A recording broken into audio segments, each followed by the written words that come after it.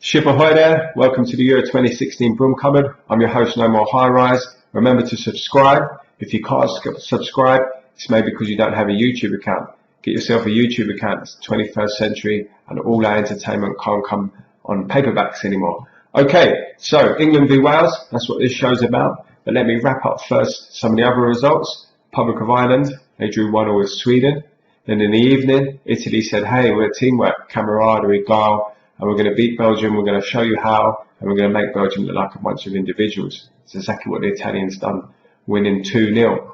Yesterday, the Austrian-Hungarian Empire came back to remind us what happened. The Hungarians, who people might say were the lesser of that empire, where they came out on top in the footballing stakes. And possibly historically, when you think of guys like Puskás, they've always been in that way. So we should have known Hungary were going to win. We also should have known, because right behind me, up there, in his fine grey tracksuit bottoms, is the Hungarian goalkeeper Karali. So this magical ball behind us had powers all along, and it was a nice clean sheet as Hungary beat Austria 2-0. And then that evening, Iceland, newcomers, how would they get on?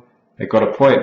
Magical stuff for the Icelandics. They're up against Portugal, and Ronaldo, who's now getting a lot of bad press, looks obnoxious, kind of blanked the Icelandic players at the end there. Wasn't so good. Can't imagine Messi doing that, or even Bale. So Ronaldo was obviously a little bit cheesed off. They didn't win. They were dominant in the first half, Portugal, but in the second half they kind of ran out of ideas. Iceland made the game a little bit more scrappy. At times it looked like they were defending too early, 20 minutes to go, but they got that equaliser, and a fine night for the Icelandics.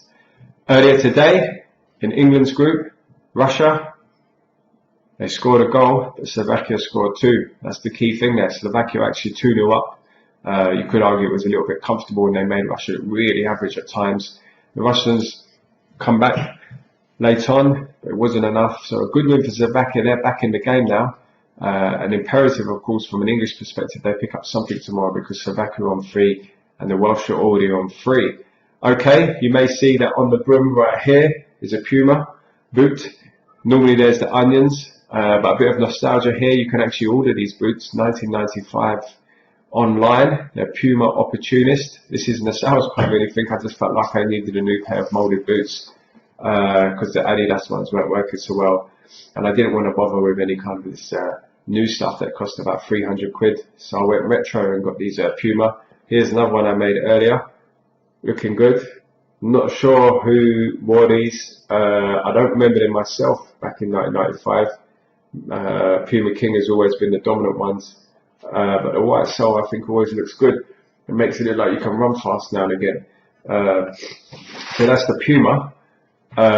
Song of the day, here we are. Who else but Madonna with Holiday, which cost £1. In case you're not sure what Madonna looks like, that's not her on the front. I think on the front there's Roy Hodgson and Ray Lewinson. Hopefully they're not coming back early on the train. That's what Madonna looks like. And of course, Holiday is something we don't want the English players to be going on too early.